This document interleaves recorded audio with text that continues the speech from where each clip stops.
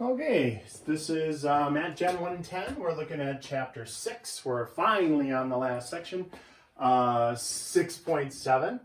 And I told my other class I would put in one little piece of Star Wars trivia on each time that I do the note packets. And so here's your little Star Wars trivia. The actor that was inside of the R2-D2 costume, his name was Kenny Baker. He was a little person, and George Lucas, even though they had automation in the 70s, he wanted them to feel like more like people and less robotic, and because they were supposed to be androids. And so there was a person that was inside of the C-3PO costume. Not mine, this is just the one that me and my son built, so that's there's nobody in there. He's just hollow. Anthony Daniels portrayed C-3PO in the movies, and I think he's the only actor that was in every one of the Star Wars movies. All of all 9 of them, he was in there. And so there's your trivia. There's your Star Wars trivia. Also, I have a little SGN here, some good news. The last time I uploaded your notes, I came across Jim from The Office. John, I can never say his name, Kranicki, I think he said it's pronounced. And so he does some good news. It's just, if you need a break from doing some algebra, click over and watch one of his 15-minute videos. It'll definitely cheer you up. It's people doing good things in the world. So I just wanted to put in a quick plug for that in between learning math. So now let's get into learning math. So on these first 3 problems, we have to identify them as quadratic, linear, or neither. So this one, because the highest power is a 2 on it, that's a second degree equation, and that's considered quadratic.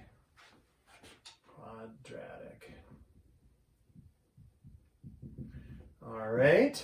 This one, it's a first degree equation, so there's a 1 on the exponent, even though we don't write it there, it's there. So that's linear. And this one, we're just saying it's neither. It does have a name. I'm not sure why they're holding that information out. If it's a 3rd degree, it's called a cubic. If it's a 4th degree, it's called a quartic. But all they want you to be able to identify is quadratic, linear, or neither. So now, on that realm, I think the reason they did this is because in the first couple of chapters, we solved this and ended up with one answer. You know, add the 2 over, divide by 5, one answer. Here, it's a 2nd degree equation, and if we do that, it would end up with 2 answers, because that's the fundamental theorem, basically. Basically, if we boil it down to just simple terms, fundamental theorem says if I give you a 2nd degree thing, you find me 2 answers, 3rd degree thing, find me 3, 4th degree thing, find me 4. All right? And so the way that we find those answers is we get them down into 1st degree equations like so. So we have x minus 3 equals 0 and x plus 8 equals 0. And so this is kind of cool in that, as far as math goes, this goes back to something you learned a long time ago. The only way you can get to 0 through multiplication is if one of the factors is 0. And a lot of people go, well, duh, of course that's how it is. But unless you think about it, that's, you know, kind of cool. That's something that you learned a long time ago. So we're kind of drawing off of that old knowledge. So you're going to take this, set it equal to 0, and then solve. So we're back to week 1 where we isolated the variable, right? Got x all by itself. And so x is equal to 3. And isolate the variable, minus 8. So x is equal to negative 8. So basically, it's already factored for us. Negative 8 will make that be 0, and 0 times anything is 0, and positive 3 will make that be 0, and 0 times anything is 0. And so let's look at this. We set them both equal to 0 to find the 2 solutions. So isolate the variable, remember, get the x all by itself. And then we want a coefficient of 1. So x is equal to 1/2. And 5, 4x equals -5, and divide by 4, and x is equal to -5/4. All right, so two solutions, 1/2 and -5/4. How about this? Now, this 3 isn't going to have anything to do with anything. That has to do with the graph, but not the zeros.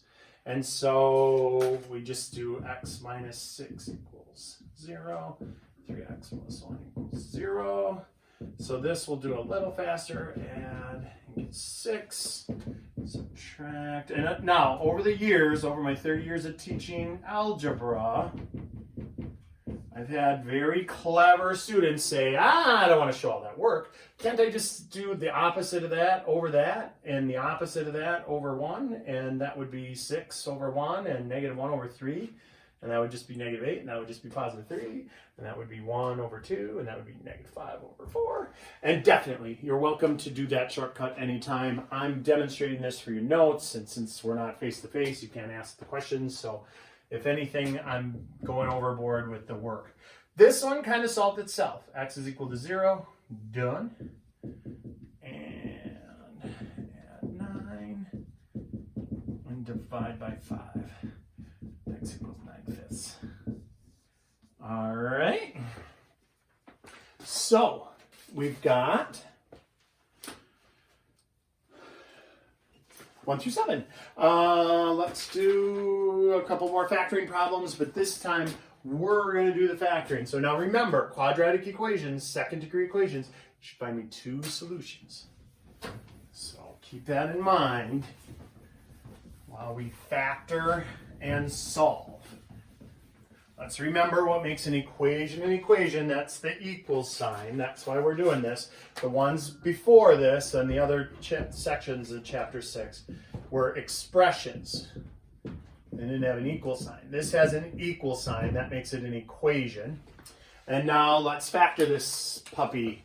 Multiplies to be -40 and adds up to be 3. So let's build our list of suspects. Let's find out who done it. We got -1 and 40. We got -40 and 1. We got -2 and 20.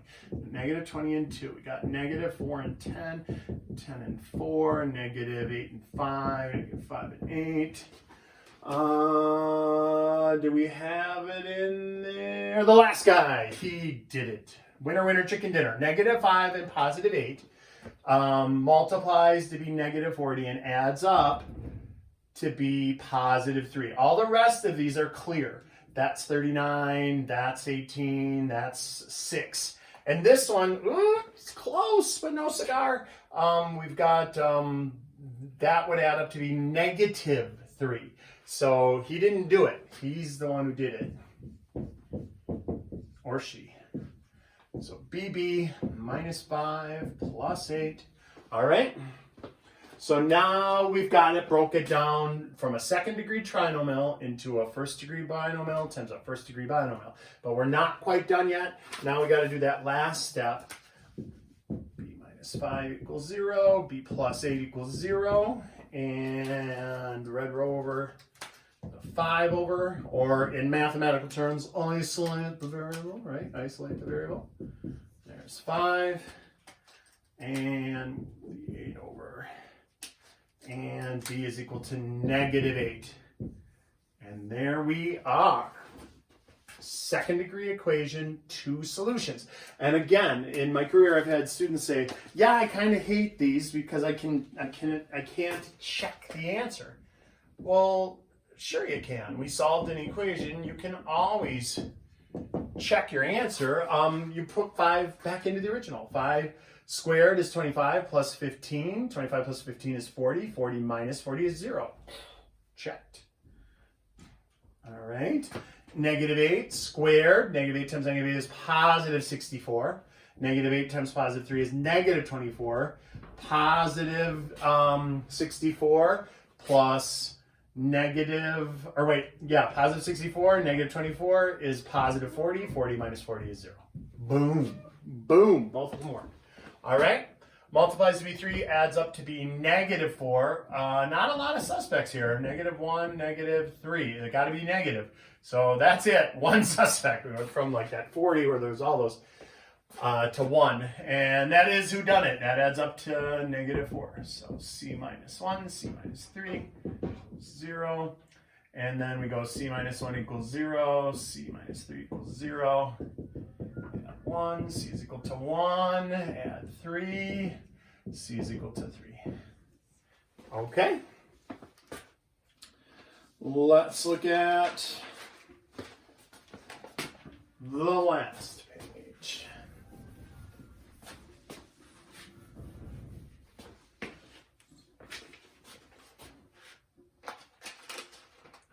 So number 10, they got 0 equals 25x squared minus 6. Number 11, they got 0 equals 3t squared minus 18t minus 48. 12. Minus 81x. 13. 9m squared equals 4. Ugh, 14 I'm going to need the whole board to do. So we'll do these and then we'll go back and do that one. All right. So here, we'll lightning round this thing. So first of all, they're being cute. They wrote it backwards. Let's write it forwards. And this is the difference in two perfect squares. A perfect square minus a perfect square. So we got 5x plus minus 6 and 6. All we did was we took the square root of 25x squared and got 5x, and the square root of 36 and got 6. That was our two players in the game, and then 1 plus and 1 minus, so the middle term cancels away. Set those equal to 0. Isolate the variable and solve. So 5x equals -6 divided by 5. So there's one answer, -6/5. And then the other answer is +6/5. All right. Factor out a 3. And we get t squared minus 6t. Oh, interesting little thing, right? 4 plus 8 is 12. 12 is divisible by 3. So the number 48 is divisible by 3. That's true of any number, no matter how large. You add up the digits, and if the digits add up to a number divisible by 3, the original number is divisible by 3. That only works for 3. Don't transfer it. It's not transferable for 4 or 5 or anything. All right, so what is that one? 18 is 16 equals 0. Okay, so I put the 0 over on this side. I like having all my work on the left and the 0 on the right. All right, and so now, let's see, multiplies to be -16, adds up to be -6, -1 and 16, -16 and 1, -2 and 8, -2, -4 and 4. That's everybody who multiplies to be -16. Our list of suspects who done it. That would be that one. So we got t minus 8, t plus 2 equals 0. So that will be super easy to solve. The 3 we just disregard. We got t equals 8 and t equals -2. Alrighty, factor out an x.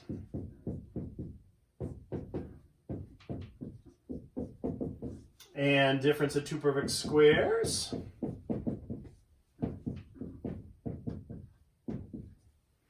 And now we want, this is a third degree equation. Fundamental theorem says we should find 3 solutions. Here they come. X equals 0 is one of them. X equals, what would make that be a 0? Would be -9. What would make that be a 0? +9. And last, 9m squared minus 4 is equal to 0. There are different ways to do this. You could do plus or minus the square root. We're not going to do it that way. We're going to factor. The cool kids do it by factoring. So that's a perfect square minus perfect square. 3m, 3m. 2, 2, plus and minus. And then here we'll show our work on this one. Equals 0. Get rid of the 2. Equals -2 divided by 3. M is equal to -2/3. And 3m minus 2 equals 0. Add 2. 3m is equal to 2. thirds. Okay. And the last one, 14, I'll demonstrate it for you. Don't worry about it. There isn't going to be anything this horrendous on the test. Again, this is sort of what you can expect next semester if you go on to do like intermediate algebra or math 200. So this is, let's take a look. We got k plus 5, k plus 7 equals 3. This is a problem. We can't have it equal to 3. We need this equal to 0. So what we have to do is put it back together.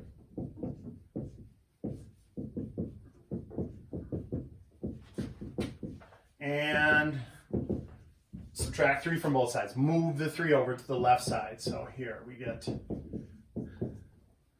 plus 32 is equal to 0. And now we're ready to start our problem. So all of that was just set up in order to get a problem that we can now solve.